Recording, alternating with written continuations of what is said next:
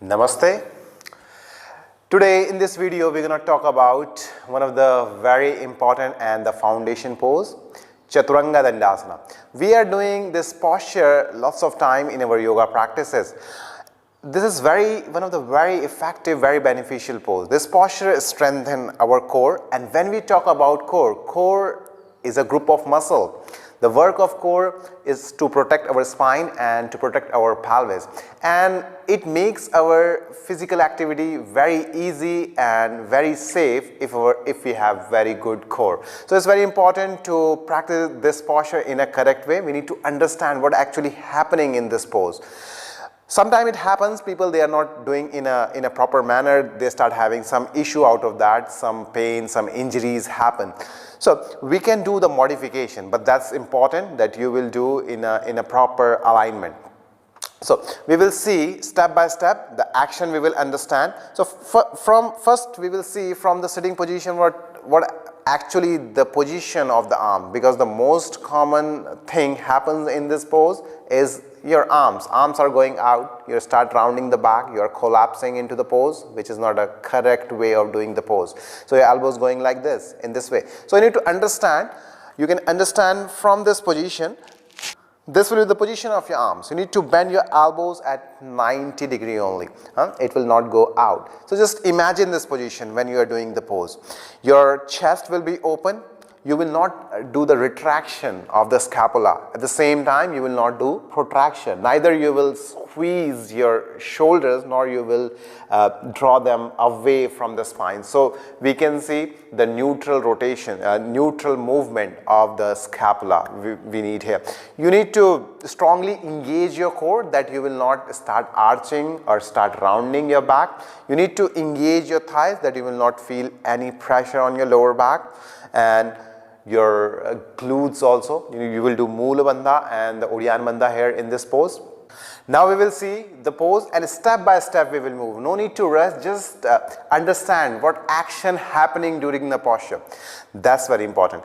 Now we have Amanji, he will demonstrate for us. So can you please get into Santulanasana plank pose? This is the preparation. If your body doesn't allow, in the beginning you can just do Santulanasana. Just keep on practicing this. After some time you will feel that you can go more down by straightening your back, by keeping your back straight. Now from here you need to open the leg hip width apart, lifting your kneecap, roll your thighs in, neutral rotation of the pelvis. That's very important. You will not tilt your pelvis, make sure. So neutral rotation of the pelvis we need. You need to engage your core, sucking your belly in and up. So Mool Bandha, squeezing your anus region, Udyan Bandha, and you need to separate your shoulder blades. You will not squeeze your shoulder blades towards the spine.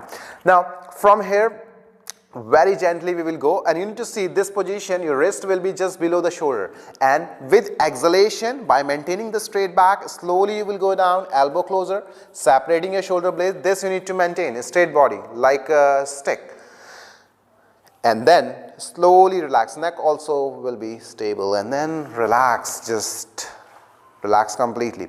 Now chaturanga dandasana. The meaning of this posture, chatur means four, anga means body part, danda means stick, asana means pose. So four limb stick pose or a staff pose. It's supposed to be like a stick. As the posture defines the name, it's supposed to be like a stick, very straight. You will not round, you will not arch your back, make sure. The preparation, all the joint movements for the wrist, for the elbow, for the shoulder, for the spine, it would be very good preparation. It would be very good if you're doing all this joint movements before entering into the pose. Now, if you have props, how you can use the props to understand the posture well and to adjust someone, we will see first with support of the strap. So if you have the strap, what you need to do for that, you need to measure distance, and from Santulanasana plank pose, I want you to come again into the Santulanasana plank pose, Amanji.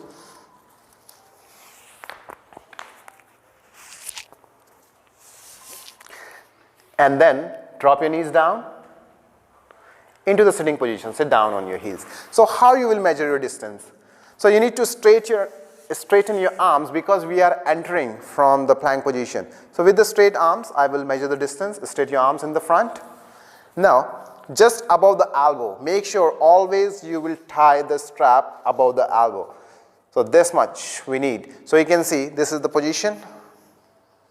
You need to extend your arms and it will be parallel to each other. Now we will enter into the pose. Externally rotate your upper arm, just see it's tight or not. Now get into the pose, Santulanasana plank pose, separating your fingers, thumb facing each other. Yes, keep externally rotate your upper arm. Now come into the pose. Yes, inhale, and as you exhale, slowly you will go down. Slowly. Yes. So you will see you have the restriction. The strap will restrict you. It will not allow your body to collapse into the pose. And you will also understand the posture well. This we need. Tuck your tailbone. Yes. So you can see the posture. Your elbow will be at 90-degree final position. If in the beginning you can just go less but not more than 90-degree, otherwise it can put an amount of pressure on your wrist joint. So in this way you can also hold the posture more and you will understand the posture in a correct way, and then relax. Come into the sitting position and remove the strap. Now the second we will see how you can use the block, and that's very important, that how you will measure your distance. So how you need to measure the distance from your elbow up to the wrist. So from the elbow up to the wrist we will measure distance. So this is his measurement.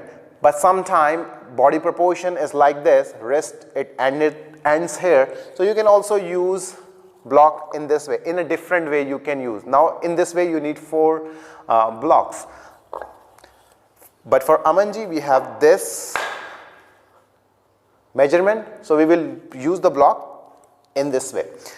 Now from here come into the pose, Santulanasana plank pose.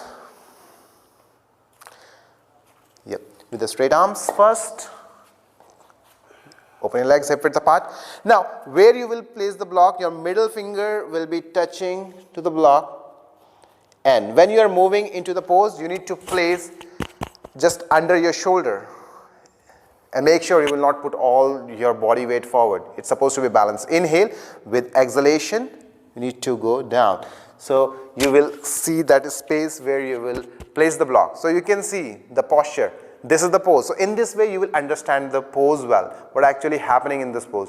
Once you are feeling, once you are teaching someone and you are feeling the body is in a proper position, in a correct position, you can slowly remove the block and you can see the pose. This is the posture, and then relax. Drop your knees down and relax completely.